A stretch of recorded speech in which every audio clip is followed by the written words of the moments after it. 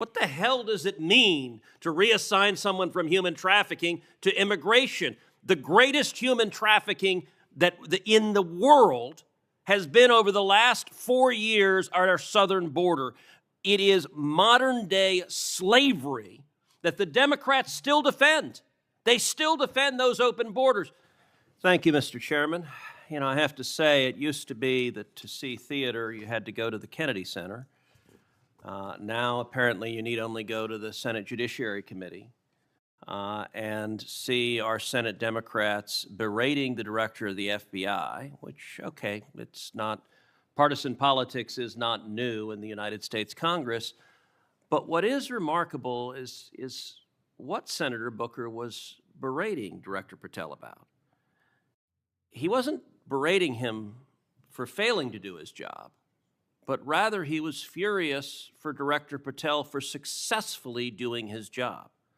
For 4 years, the Democrats under Joe Biden had an open border that undermined the safety of every single American. They allowed 12 million illegal aliens to come into this country to invade this country, and every single day Americans were murdered, women were raped, children were assaulted by violent criminals that Democrats released.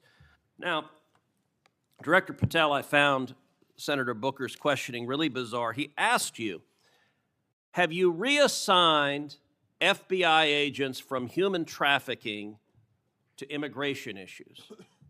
Director Patel, are the Mexican cartels that are bringing people illegally into this country engaged in human trafficking? Yes, sir. What the hell does it mean to reassign someone from human trafficking to immigration? The greatest human trafficking in the world has been over the last 4 years at our southern border. It is modern-day slavery that the Democrats still defend. They still defend those open borders. Mr. Patel, he also said, did you reassign FBI agents from protecting children to immigration? How many children have you found that were victimized by the open borders of the previous administration? 4,700. 4,700. And yet, oddly, I don't hear a Democrat here saying, gosh, thanks for protecting those kids. 35% increase year-to-date last year.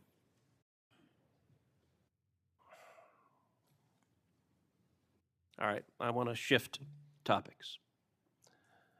And I want to shift topics to what happened last week.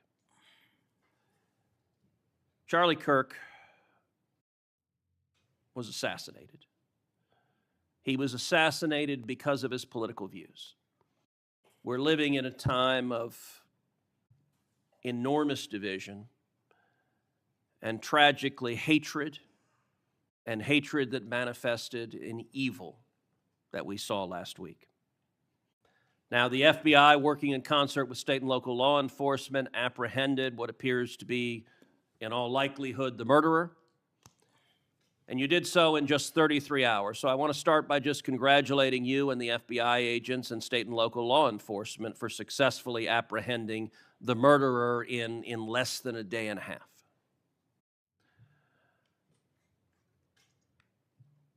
In the wake of that assassination, we have seen far too many people on the left celebrating the assassination. We've seen Democrats, we've seen activists cheering it on. We've seen, tragically, teachers in high schools, teachers in elementary schools, university professors cheering on the murder of Charlie Kirk. You and I both knew Charlie well. He was a good friend. He was an extraordinary man.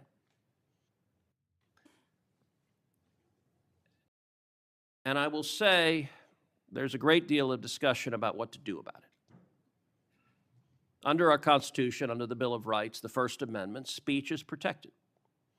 And that's true even for vile speech. Someone can stand up and say the most hateful thing, and it's protected by the First Amendment. Nazis and Klansmen can march in the streets, and even though their speech is bigoted and horrible and racist, the First Amendment protects it.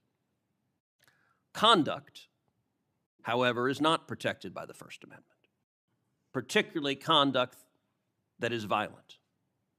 Violent conduct that is threatening others, that is harassing others, that is, injuring or in this case murdering others, is most assuredly not protected by the First Amendment. And so I would encourage you and the FBI to focus on conduct. Now, speech can guide you to those engaged in conduct. And I will say one question that I have and many have, and I recognize this is an ongoing investigation, so I don't want you to say anything that would compromise the investigation. But what can you tell us at this point about what evidence there exists of other individuals who may have had prior knowledge of this assassin's plans to murder Charlie Kirk on September 10th? Generally speaking, we've interviewed numerous people, family members and friends, including the partner, to provide us with a detailed history of the knowledge he may have had, the suspect may have had prior to. We're still mapping out who, if anyone, was involved as an accomplice.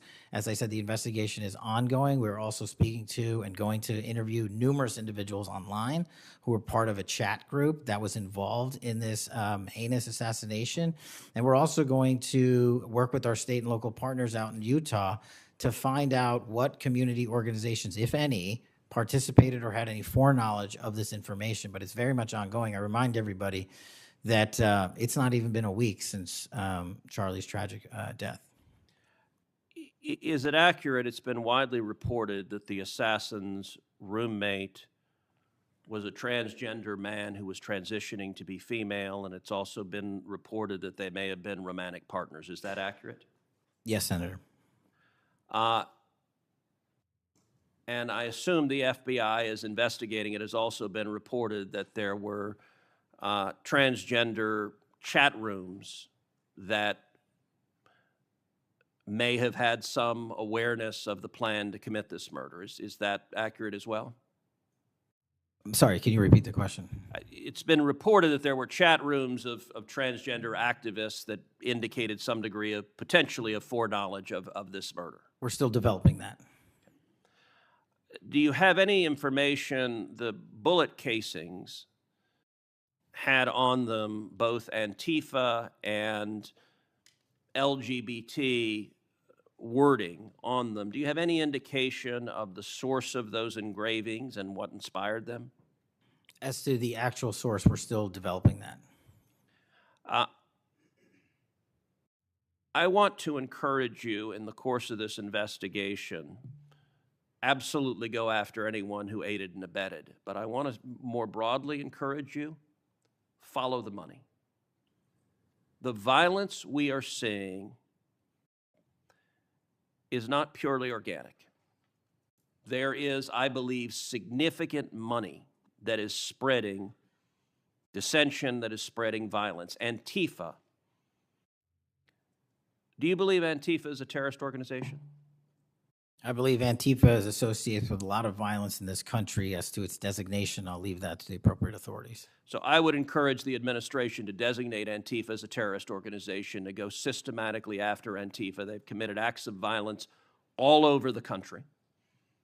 And the shell casings have multiple references to slogans that Antifa has popularized. I believe there is considerable money funding it. I would note that I've introduced legislation called the Stop Funders Act. Stop Funders Act would add rioting to the list of predicate offenses under RICO. I believe the money should be tracked and prosecuted under RICO.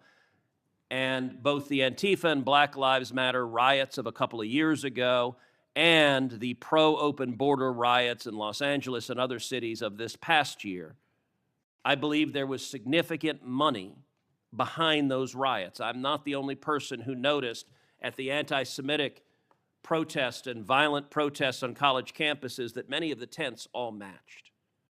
And so I would ask, would it aid your ability to prosecute these matters if Congress passed into law the Stop Funders Act and if rioting was added to the list of predicate offenses for RICO? Yes. Talk to me about the efforts of the FBI to go after the funders of the anti-Semitic protests on college campuses, the pro-open border protests in cities, and potential LGBT violence. Talk to me about the efforts to go after the money of those who are funding and promoting violence. As I've always said, Senator, money doesn't lie, and we've been following the money. And so that's what we're doing, issuing lawful process to organizations involved with criminal activity, because the money's got to come from somewhere and it has to be funded somehow. So we have extensive investigations ongoing into numerous organizations that are related to violent criminal activity. Cutting off the money will make America much safer, and that is the core job of the FBI. And I thank you for doing your job. Senator Padilla. What we just witnessed from Senator Cruz was not a defense of justice. It was political theater masquerading as outrage. The tragedy of Charlie Kirk's assassination is horrific, and every American, regardless of political party, should condemn violence. But instead of honoring that tragedy with unity, Senator Cruz used it to attack entire communities, spread unproven claims, and stoke division at a time when this country desperately needs healing. No one in this room, and no Democrat anywhere, celebrates violence. The idea that teachers, activists, or transgender people are cheering an assassination is an outrageous distortion. It's not grounded in fact. It's designed to incite anger. The FBI, under Director Patel, deserves credit for apprehending a suspect quickly, 33 hours, as Cruz himself noted. That is not failure, that is professionalism. Yet even as the FBI does its job, Senator Cruz pivots to blaming immigrants, transgender Americans, and civil rights movements that have nothing to do with this case. This isn't about justice, it's about distraction. Republicans like Ted Cruz have spent years deflecting from real issues: gun violence, extremism, the erosion of democracy, and the toxic rhetoric that fuels hate. When a far-right figure is attacked, they blame Democrats. But when Black Americans are gunned down in churches, when Jewish communities face bomb threats, when transgender people are murdered simply for existing, their silence is deafening. Cruz calls the border an invasion. He calls human beings illegal aliens. That is not policy talk. It is propaganda meant to dehumanize people who are fleeing violence and poverty.